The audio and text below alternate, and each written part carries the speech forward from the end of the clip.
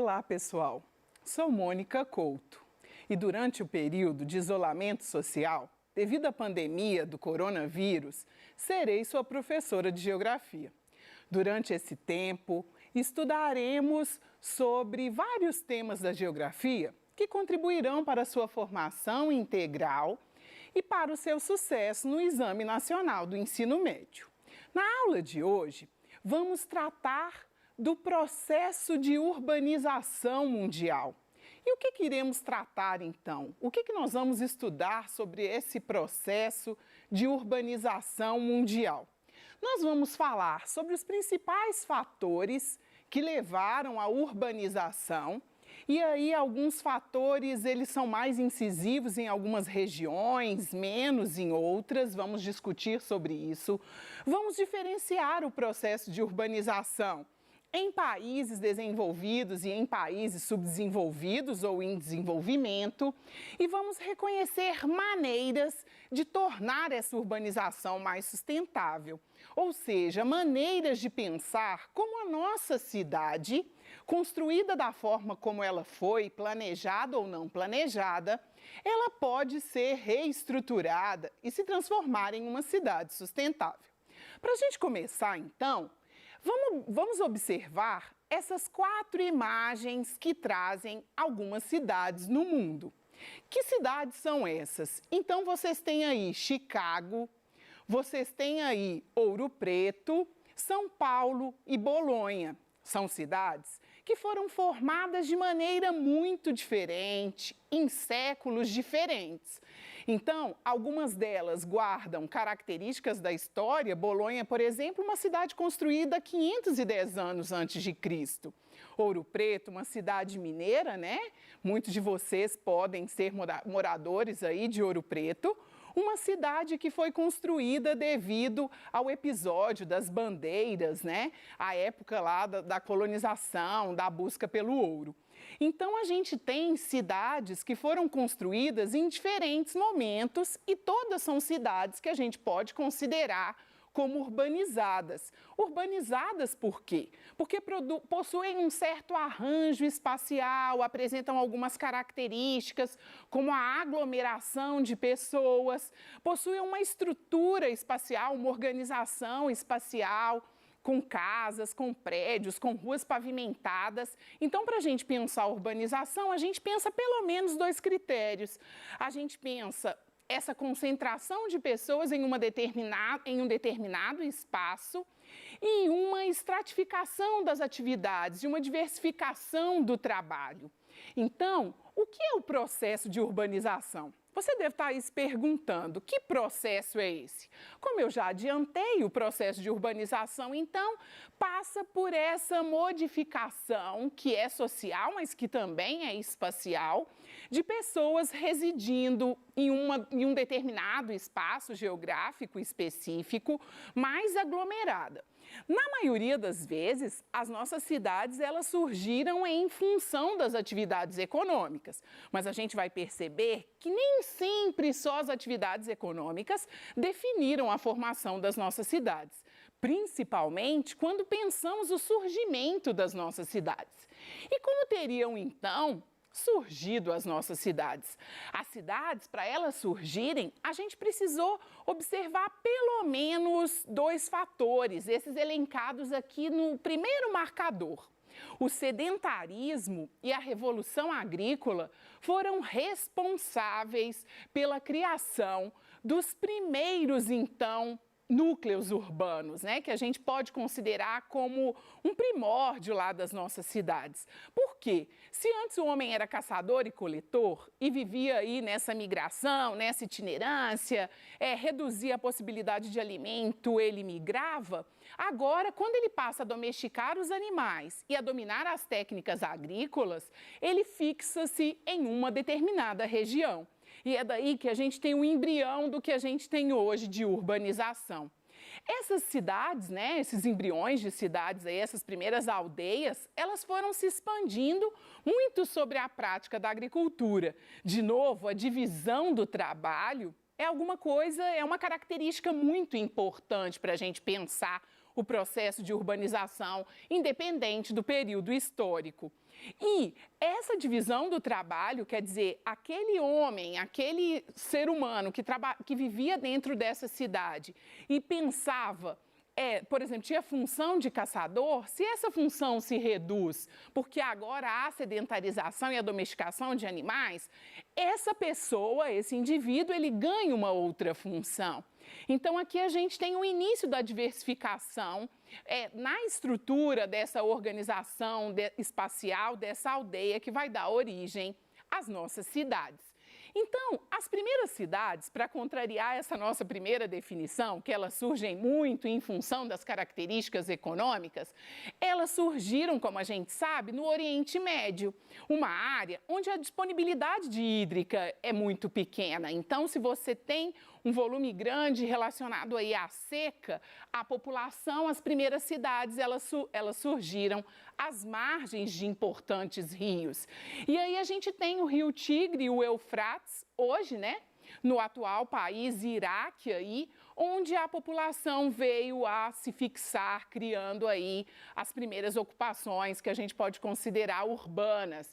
E muito, então, em função da pouca técnica, né, se a gente pensa naquela época, a gente não tinha a tecnologia que a gente tem, por exemplo, de geração de energia, de transporte dessa água a longas distâncias, então era preciso estar próximo aos rios. Outras cidades também, a gente tem lá no Egito, por exemplo, no Vale do Rio Nilo, né, a formação de outras civilizações.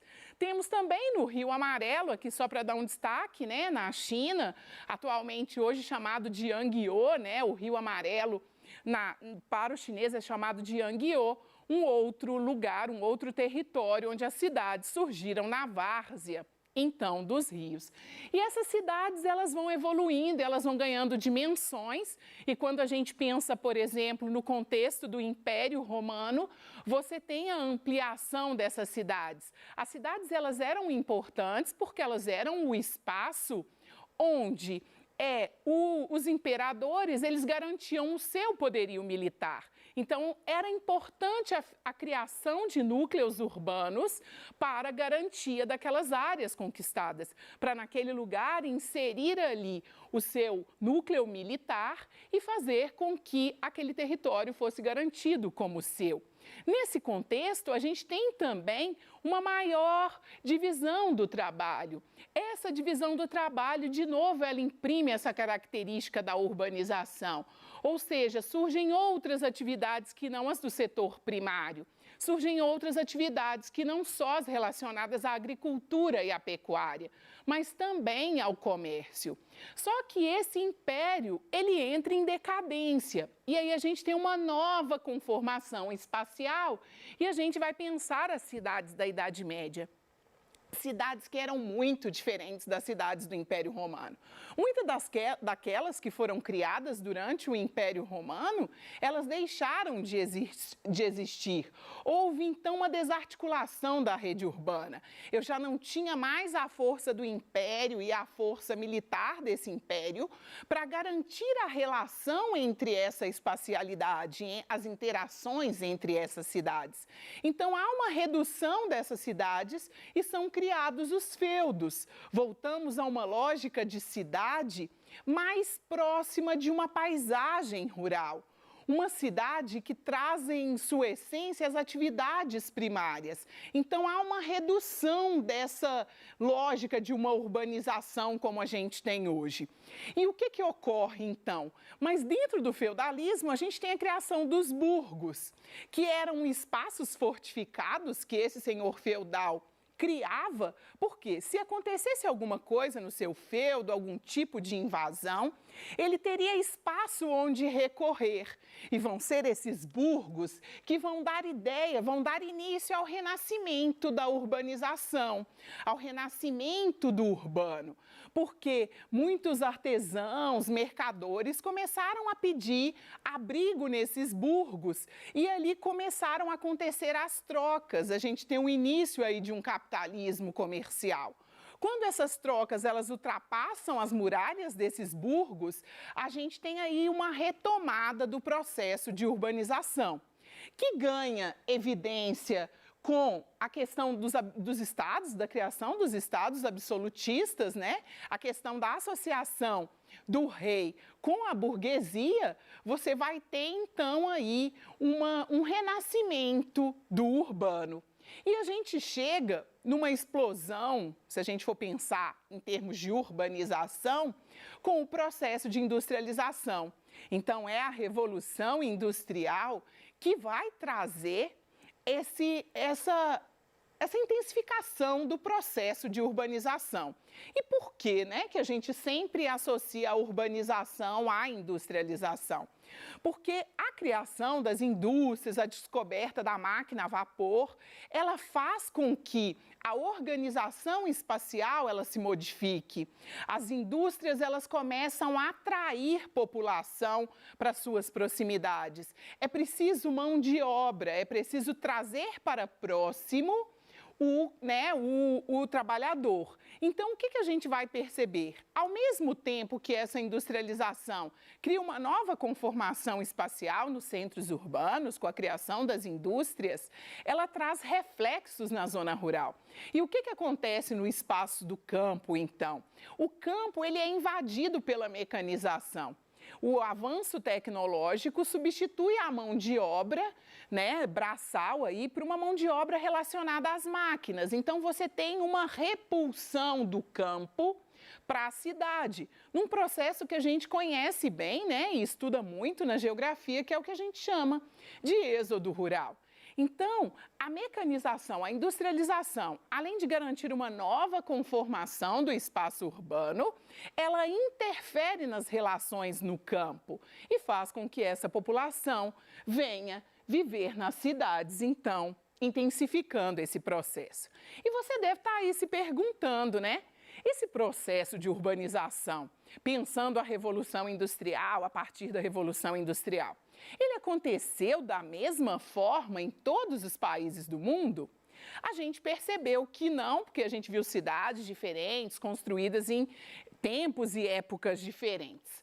Mas ele tem uma diferença muito grande no contexto atual entre os países desenvolvidos e os subdesenvolvidos, ou em desenvolvimento. Por quê? Os países em desenvolvimento, essa urbanização, ela se deu de forma lenta e gradual.